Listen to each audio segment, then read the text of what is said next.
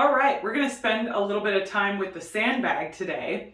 So I'm starting out with a sandbag deadlift. I'm gonna do about 10 reps here. If you've got more or fewer in your programming, go ahead and do the numbers specified for your programming. So if you've done our deadlift or hinge workouts, then you understand the idea behind a hinge, right? So a hinge is coming down and up from your hips. So not much knee bend here, not nearly as much as a squat, and your knees aren't going to move forward like you would in a squat. So I'm going to take this sandbag, I'm going to walk up to the sandbag, and I'm going to use the handles that I've got on the outside of this bag. So keep in mind, anytime you're not lifting the bag, you can have your back rounded if you want. So sometimes you'll see people kind of set up like this. I do like to stretch a little bit and round my back and then flatten it. But when you're ready to lift that bag, it's really, really important you brace your core, you peel your shoulders back, and you have a nice flat spine. That's going to protect all these lower back muscles.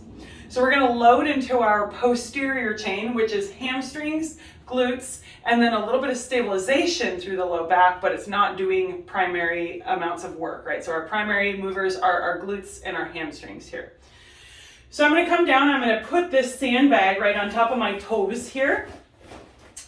I'm going to grab these handles on the outside so my palms are going to face toward each other, or a neutral grip.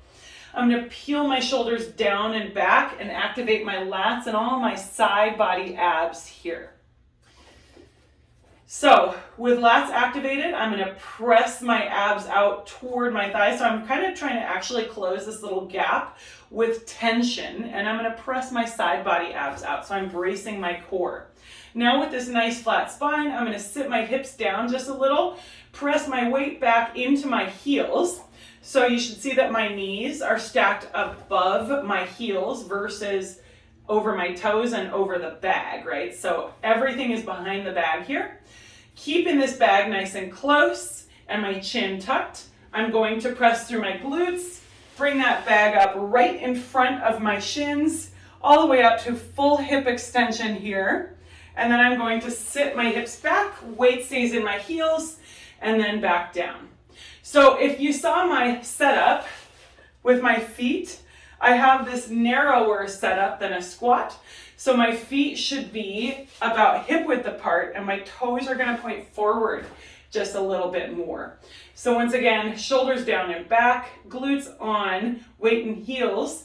Bring that bag up nice and close to your shins. So if you can keep it in contact with your shins the whole time, that's awesome. One thing to note, if you look at the bag when I'm lifting it, it comes straight up, right? So I don't have to avoid my knees and bring this little archy bag position up, right? So I'm sitting my hips back and I'm pressing straight up and then back down. So if you find that you have to avoid your knees with the bag like this, that means that you have your knees too far forward. So the easiest fix for that is to press your weight back into your heels. So you should see that my hips came up and back just a little bit, and then you're coming up.